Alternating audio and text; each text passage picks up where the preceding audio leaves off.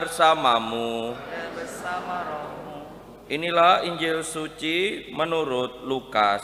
Dimuliakanlah Tuhan. Pada waktu itu Yesus berkata kepada para murid, "Jagalah dirimu, jangan sampai hatimu syarat dengan pesta pora dan kemabukan, serta kepentingan-kepentingan duniawi. Dan jangan sampai hari Tuhan tiba-tiba datang jatuh ke atas dirimu sebagai suatu jerat. Sebab ia akan menimpa semua penduduk bumi ini.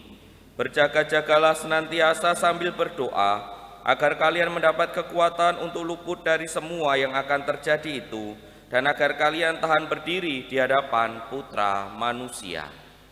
Demikianlah sabda Tuhan. Terpujilah Kristus.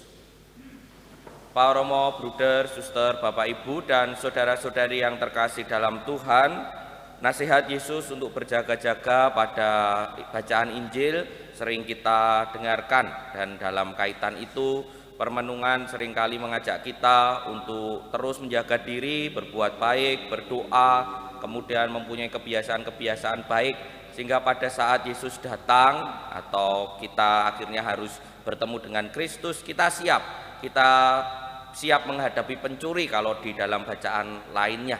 Dan renungan-renungan seperti itu sudah sangat biasa kita dengarkan dan juga menjadi bagian hidup kita.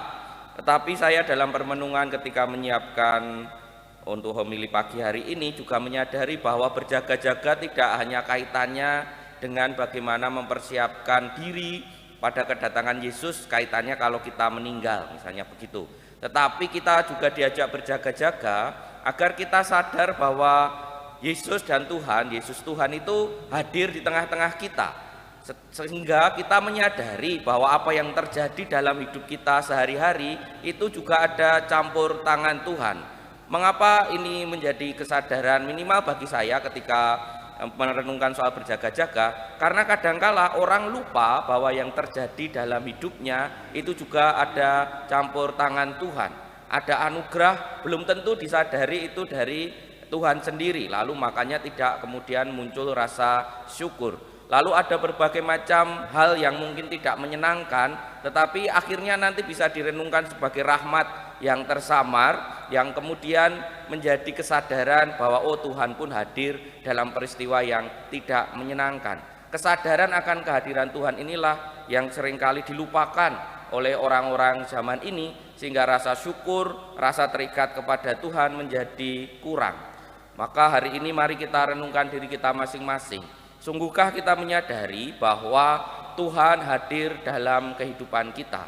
Tuhan memberikan rahmat, juga memberikan pendampingan, dan mungkin ketika kita mendapat tantangan, Tuhan pun hadir di situ, sehingga kita semakin mudah bersyukur, semakin mudah menyadari bahwa Tuhan pun sudah datang dan ada di sekitar kita, tanpa melupakan tentu saja bagaimana kita berjaga-jaga untuk menyambut kedatangan Tuhan saat kita harus bertemu dengannya. Mari renungkan diri kita masing-masing. Sungguhkah kita menyadari bahwa Tuhan hadir dalam hidup kita dan kita senantiasa berjaga-jaga untuk menyadari kehadirannya? Kita hening sejenak.